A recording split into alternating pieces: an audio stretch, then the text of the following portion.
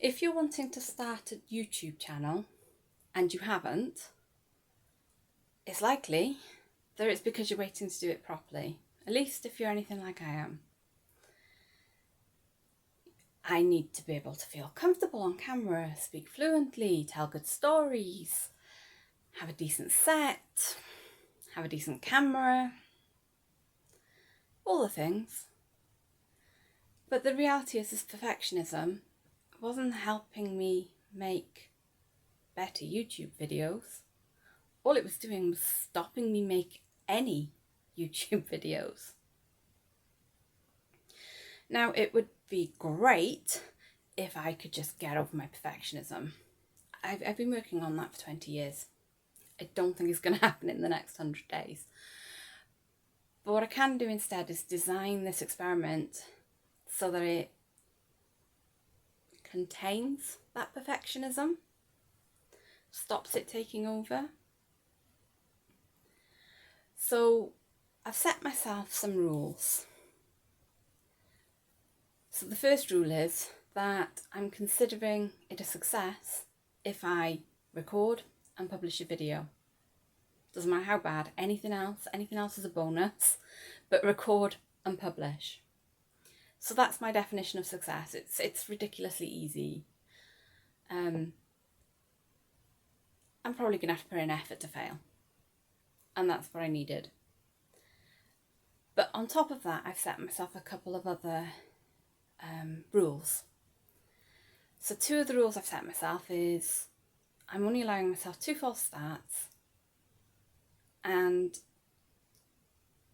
2 takes. That's the word I'm after, takes. False starts because often in the past when I've started trying to do a video, I start talking, I completely freeze up. I need the little timer thing whirring with the brain loading and, you know, the dial-up connection sound. Yeah, if you're under 40, you have no idea what I'm talking about. Never mind. Moving on. So, as I was saying, sometimes my brain freezes and there's no recovering it. It's just turn the camera off, give myself a minute and start again. And I don't think that's going to stop. I think I need to account for that. So I've given myself 2 false starts. But after those 2 false starts, I am going to do a take. And if I have to stand there for the next 10 minutes, staring into space, waiting for divine inspiration before I can remember how to speak again, so be it. I'm doing a take. Now, the reason I've decided I need 2 takes is because I think 1 take would be too much pressure for me. It's going to make me freeze up more. So I've given myself the option for 2 takes. Hopefully the first one gets me more comfortable with the camera, reminds me what I'm trying to say, gives me a chance to practice, and then with the second take, hopefully it's a little more coherent. Hopefully.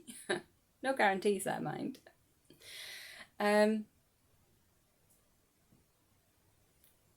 Yeah. I've forgotten what I was saying. Perfectionism. Not great.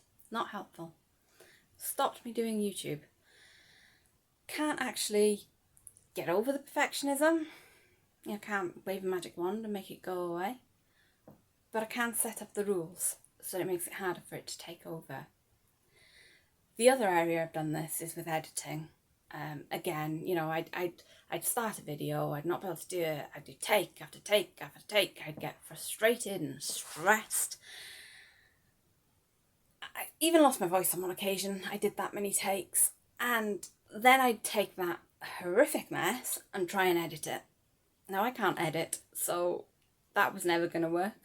I could stick things together a bit, that's the limit, and it was awful and I hated it. I realised it was not going to be sustainable.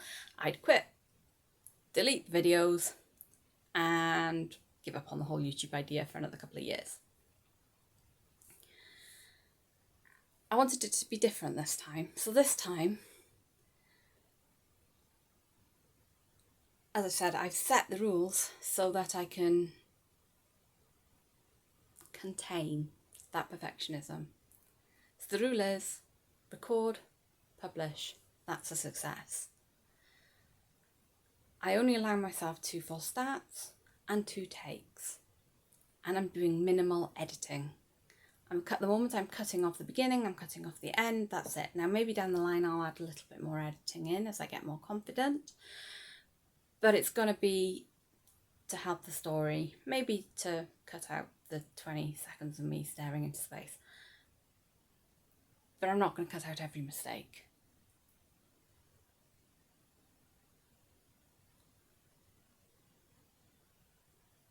If you'd like to know how I've managed to get myself a little bit more confident in publishing, even though I think the video is awful, that's what I'll be talking about tomorrow.